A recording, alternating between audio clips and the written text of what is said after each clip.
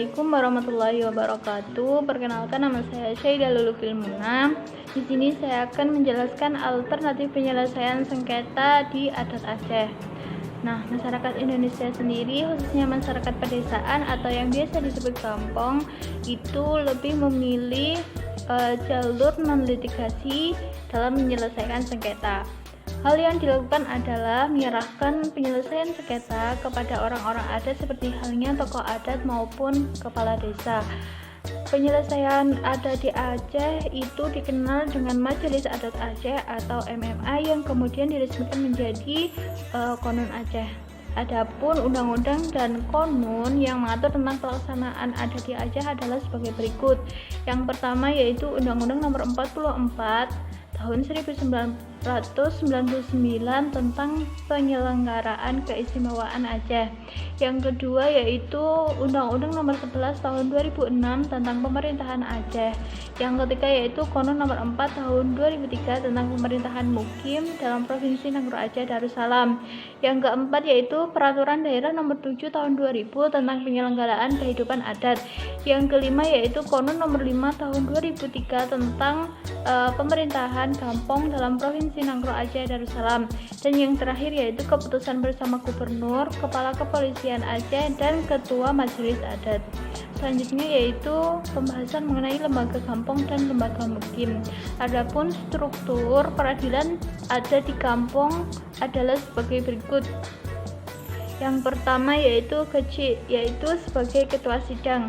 Yang kedua yaitu sekretaris kampung, yaitu sebagai panitera. Yang ketiga yaitu ule jurang sebagai penerima laporan awal. Yang ketiga yaitu, yang keempat yaitu tuhabes sebagai anggota. Yang kelima yaitu imam munasah yaitu sebagai anggota. Dan yang terakhir yaitu ulama cendekiawan tokoh adat sebagai anggota. Nah, sementara itu, struktur penyelenggaraan peradilan adat di tingkat mukim, di mana badan perlengkapan peradilan adat dan mekanismenya itu hampir sama dengan tingkat kampung, dapat digambarkan sebagai berikut, yaitu yang pertama imam mukim sebagai ketua sidang, yang kedua sekretaris mukim yaitu sebagai panitera, yang ketiga yaitu imam cid sebagai anggota, yang keempat yaitu tuhabes mukim sebagai anggota, yang kelima ulama cendekiawan tokoh adat itu sebagai anggota, dan yang terakhir yaitu majelis adat mukim sebagai anggota. Nah, pembahasan terakhir yaitu mengenai proses penyelesaian sengketa. Nah, prosedur yang dilakukan lembaga adat ini berbeda halnya dengan yang dilakukan di pengadilan formal. Lembaga peradilan formal itu kan memiliki 3 tingkatan. Yang pertama yaitu di pengadilan umum, tingkat kedua itu dengan banding, yang tingkat ketiga yaitu kasasi. Jadi para pihak yang tidak puas dengan pengadilan tingkat pertama itu dapat mengajukan banding ke pengadilan tinggi, dan sekiranya belum puas itu dapat mengajukan kasasi di Mahkamah Agung. Selain itu, berhubungan dengan lembaga adat di tingkat kampung, mukim, kabupaten atau kota, dan juga provinsi hanya bersifat koordinatif atau konsultatif, sehingga putusan terhadap sengketa yang menjadi wewenang kampung atau mukim itu bersifat final. Sekiranya ada para pihak yang merasa tidak senang dengan putusan tersebut, harus membawanya ke pengadilan. Hubungan koordinatif dan konsultatif tersebut terjadi dalam bentuk lembaga adat tingkat kampung berkonsultasi dengan lembaga adat mukim dan dengan majelis adat Aceh untuk tingkat kabupaten atau kota dan juga provinsi. Dengan demikian masing-masing tingkat lembaga adat bersifat otonom dan independen sesuai dengan tingkatannya, seperti diatur dalam Konun Aceh Nomor 10 Tahun 2008 Pasal 3.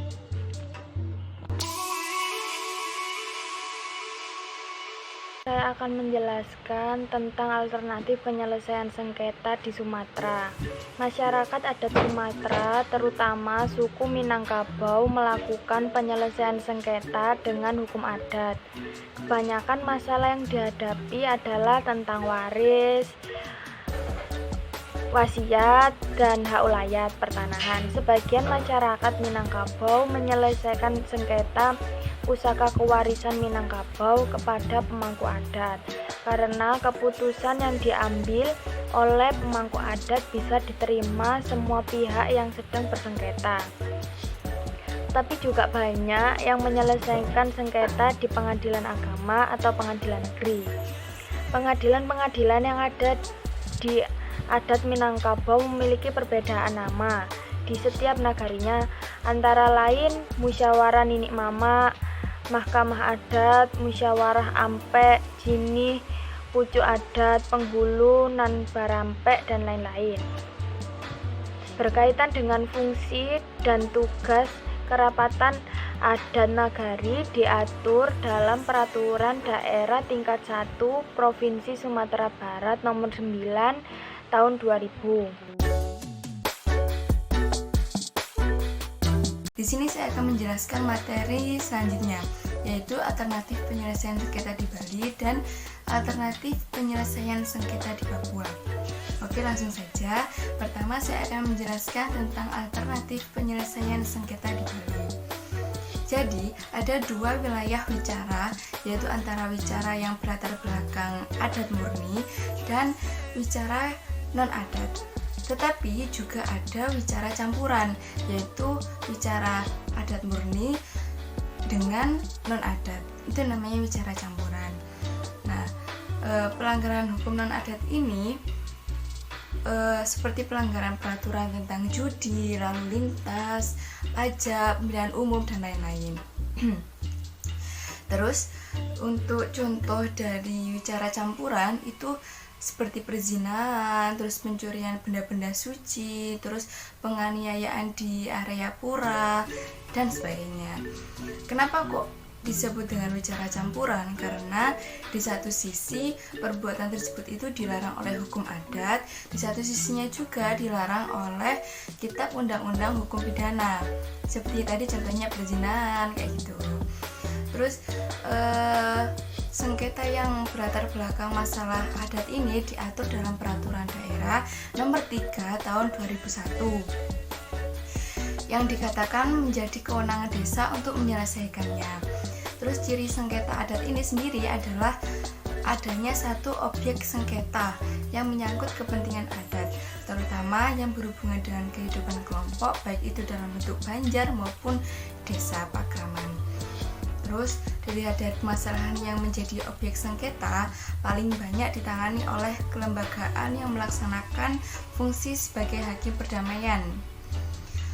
Seperti sengketa yang menyangkut tanah pekarangan desa, yaitu seperti batas-batas pekarangan, terus batas-batas bangunan keluarga dalam satu pekarangan, terus pembuangan limbah di rumah tangga yang merugikan pihak-pihak lain gitu. Terus ada kasus-kasus sengketa yang ditangani oleh hakim perdamaian desa di Bali, mulai dari perkara-perkara ringan yang dapat diselesaikan di tingkat banjar sampai sengketa-sengketa yang cukup berat yang memerlukan penyelesaian di tingkat desa. Jadi Kelihan Banjar ini instansi pertama tempat para pihak yang bersengketa menyelesaikan masalahnya. Hanya perkara-perkara yang tidak bisa diselesaikan di tingkat banjar yang diajukan di tingkat desa. Nah, saya akan menjelaskan sedikit, saya akan menginfokan sedikit ya. Tadi apa sih saya tadi kan menjelaskan masalah perbekel, terus pendesa itu apa ya? Nah, jadi perbekel ini tuh seperti kepala desa. Yang pendesa ini itu juga kepala desa, tapi kepala desanya adat. Kalau perbekel ini kepala desa dinas, kalau pendesa ini kepala desa adat gitu ya. Terus Banjar ini apa sih? Kok instansi pertama tempat para pihak bersengketa untuk menyelesaikan masalahnya? Jadi Banjar ini itu kesatuan masyarakat hukum yang memiliki batas-batas wilayah yang berwenang untuk mengatur dan mengurus kepentingan masyarakat setempat. Nah, kini Banjar itu menjadi dua jenis berdasarkan fungsi yang diaturnya, yaitu Banjar dinas dan Banjar adat. Kalau Banjar dinas ini itu bersifat administratif. Jadi pembuatan KTP, terus kegiatan posyandu, PKK, terus mengatur pelaksanaan pilkada, pilpres, itu yang ngatur Banjar Dinas. Kalau Banjar Adat itu ya seputar adat, jadi kayak pencatwalan aneka upacara, terus adat seperti upacara perkawinan, kematian, dan lain sebagainya. Sekarang lanjut ke materi selanjutnya, yaitu alternatif penyelesaian sengketa di Papua. Jadi, dalam sistem pemerintahan adat pada masyarakat hukum adat di Papua ini dipimpin oleh seorang Ondo Afi, namanya itu Ondo Afi ya, terus beserta sama aparatusnya. Dalam sistem ini yang dikedepankan adalah musyawarah untuk mufakat. Dalam menjalankan kekuasaan adat, Ondo Afi ini dibantu oleh seorang penasehat dalam kampung yang berfungsi untuk mengawasi, memelihara, dan melaksanakan hukum adat. Nah, untuk jabatan kepala suku ini dianggap yang tertua dalam keluarga. Jadi setiap jabatan yang disandang oleh kepala suku itu tadi merupakan warisan turun-temurun. Warisan turun-temurun dari generasi yang tua kepada generasi yang muda, generasi selanjutnya. Jadi masih mempunyai hubungan darah. Jadi masih dalam hubungan darah dalam struktur lembaga adat kampung. Tetapi tetap meskipun hubungan darah itu tadi mengedepankan demokrasi, tetap mengedepankan demokrasi. Nah, pada masyarakat adat Papua ini terdapat silsilah otoritas keondoafian dan memiliki suatu tempat penyelesaian masalah adat yang sering disebut dengan istilah para-para adat. Disebut dengan para-para adat ya. Nah, para-para adat ini apa?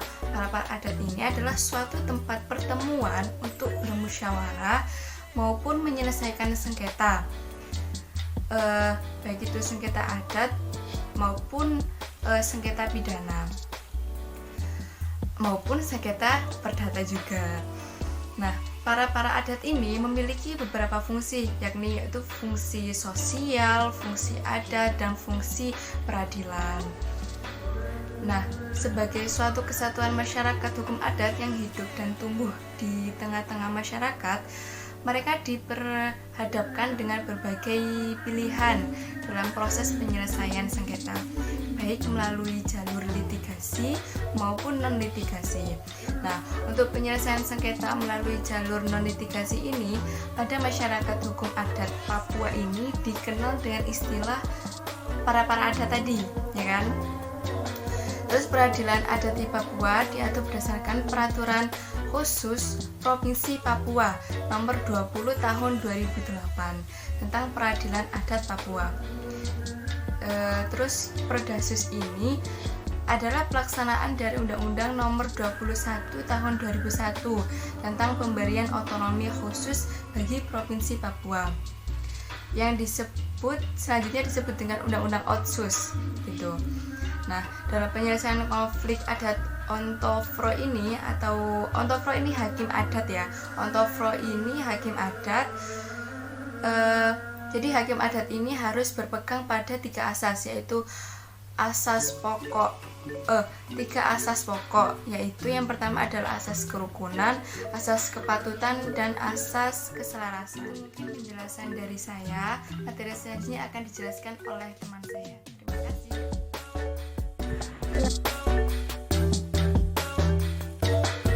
Selanjutnya saya akan menjelaskan alternatif penyelesaian sengketa di Kalimantan.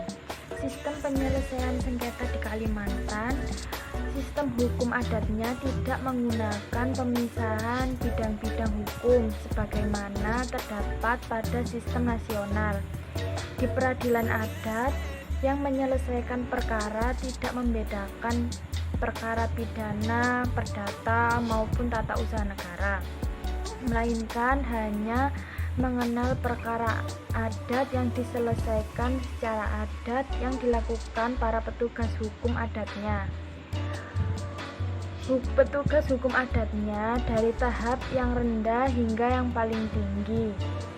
Tahapnya dibedakan menjadi 3. Yang pertama, tahap pangaraga atau pamani. Yang kedua, tahap pasirah, dan yang paling tinggi ada tahap temenggung. Jika sengketa tidak bisa diselesaikan atau yang bersengketa belum puas dengan putusan sebelumnya, maka bisa mengajukan kepada temenggung, dan setelah selesai akan dikenakan denda, yakni kurang lebih 1 buah siang. Baik, selanjutnya di sini saya akan menjelaskan pembahasan selanjutnya mengenai alternatif penyelesaian sengketa di adat Jawa.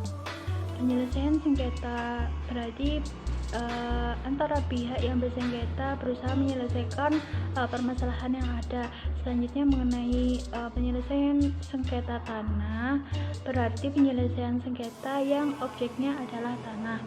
Nah, pola penyelesaian sengketa di Indonesia sendiri pada umumnya menerapkan 2 sistem penyelesaian sengketa yang tersedia, yaitu yang pertama menggunakan jalur litigasi, dan yang kedua yaitu menggunakan jalur non-litigasi. Jalur litigasi sendiri merupakan the last resort atau ultimatum remedium, yaitu sebagai upaya terakhir jika penyelesaian sengketa secara kekeluargaan atau perdamaian di luar pengadilan tidak menemukan titik temu. Sebaliknya, jika menggunakan jalur non-litigasi itu merupakan mekanisme penyelesaian sengketa yang menggunakan musyawarah, perdamaian, kekeluargaan, penyelesaian adat, dan lain sebagainya. Hukum adat yang dipakai dalam menyelesaikan sengketa tanah warisan di Jawa menekankan pada cara negosiasi atau musyawarah secara keluarga dan juga mediasi. Biasanya mediasi dilakukan oleh kepala desa setempat. Penggunaan hukum adat di Jawa untuk menyelesaikan sengketa tanah warisan merupakan hukum yang digunakan untuk menyelesaikan secara kekeluargaan, yaitu menyelesaikan sengketa tidak melalui ranah hukum, namun dengan musyawarah secara mufakat dan didasarkan pada asas kepercayaan. Penyelesaian secara kekeluargaan dapat dimulai dengan menggunakan hukum keluarga dengan cara negosiasi. Apabila dalam penyelesaian sengketa secara hukum keluarga tidak memperoleh sebuah kesepakatan, maka pihak yang bersengketa dapat meminta bantuan pihak ketiga untuk membantu menyelesaikan sengketa tersebut dengan cara mediasi. Berikut adalah uraian cara penyelesaian sengketa tanah warisan secara hukum adat di Desa Purwosari. Yang pertama yaitu penyelesaian antar ahli waris menurut hukum keluarga dengan cara musyawarah atau negosiasi. Penyelesaian sengketa warisan melalui musyawarah keluarga adalah jalur pertama dalam adat di Jawa. Kedua belah pihak yang bersengketa melakukan musyawarah untuk mencapai mufakat. Musyawarah ini dilakukan di rumah salah satu pihak yang bersengketa dengan mengumpulkan semua ahli waris untuk mencapai kesepakatan bersama. Apabila kesepakatan tidak tercapai, maka dibutuhkan pihak ketiga untuk menengahi. Selanjutnya yaitu penyelesaian kepala desa dengan cara mediasi. Sebagai kepala desa, untuk menyelesaikan sengketa di desanya harus bersikap bijak, mengerti akan budaya dan adat istiadat yang hidup pada masyarakat yang dipimpinnya. Peran kepala rakyat ini tidak dapat dipisahkan dari aktivitas kepala rakyat. Aktivitas kepala rakyat pada pokoknya meliputi 3 hal sebagai berikut, yaitu yang pertama, tindakan mengenai urusan tanah berhubung dengan adanya pertalian yang erat antara tanah dan persekutuan. Yang kedua yaitu penyelenggaraan hukum sebagai usaha untuk mencegah adanya penyelenggaraan hukum atau pembinaan secara preventif supaya hukum bisa berjalan semestinya. Yang terakhir yaitu penyelenggaraan hukum sebagai pembetulan hukum setelah hukum itu dilanggar atau pembinaan secara represif. Mungkin itu saja yang dapat saya sampaikan, kurang lebihnya mohon maaf. Terima kasih.